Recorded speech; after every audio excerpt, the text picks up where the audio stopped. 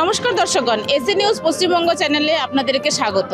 আজ SA news team পৌঁছে গেছে সতলোক আশ্রম শ্রী ধানানা ধামে। এখানে আমরা দেখছি যে সন্ত রামপালজি মহারাজজি এক বিশ্ব শান্তি সমারোহ দিবস শুরু করেছে।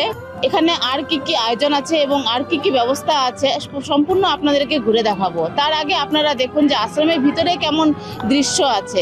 প্রথমে আপনারা দেখতে গেলে আশ্রমের গেটটা দেখুন কত সুন্দর ব্যানার দিয়ে সাজানো।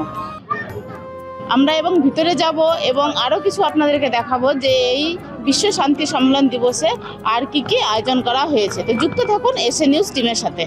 তাহলে দর্শকগণ, আমরা আশ্রমের ভিতরে চলে এসেছি এবং আমরা চারদিকে দেখছি যে সন্ত রামপালজি মহারাজজির শিষ্যরা অধিক থেকে অধিক পরিমাণে চলে এসেছে। খুব ভিড় হয়ে গেছে আশ্রমটা। এই যে উৎসব বিশ্ব শান্তি সম্মেলন,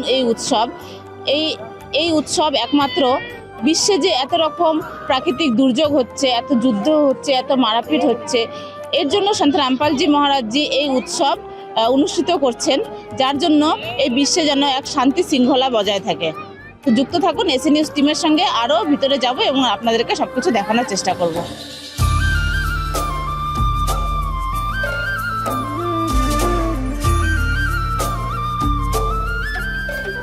তাহলে দর্শকগণ, আপনারা দেখতে পাচ্ছেন আমার পিছনে, যদি আপনারা দেখতে চান তাহলে আপনারা দেখতে পারবেন যে পিছনে দন্ত চিকিৎসা এবং চক্ষু চিকিৎসার জন্য প্রসেসিং নেওয়া হচ্ছে। এদিকে প্যান্ডেল সাজানো হচ্ছে, আর আমাদের প্যান্ডেলটা হচ্ছে পুরো খুব সুন্দর করে সাজানো হবে, তারও প্রস্তুতি নেওয়া হচ্ছে। এটাও আপনারা দেখতে পাচ্ছেন।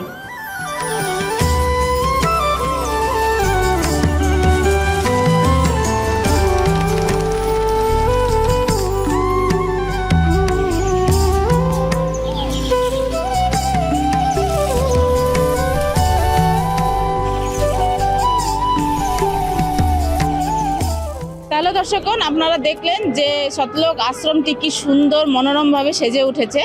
এটা আশ্রমে এখনো উৎসব শুরু হয়নি, কালকে থেকে উৎসব শুরু হবে। 1, 2, 3 মে 2026, 3 দিন এই উৎসব চলবে।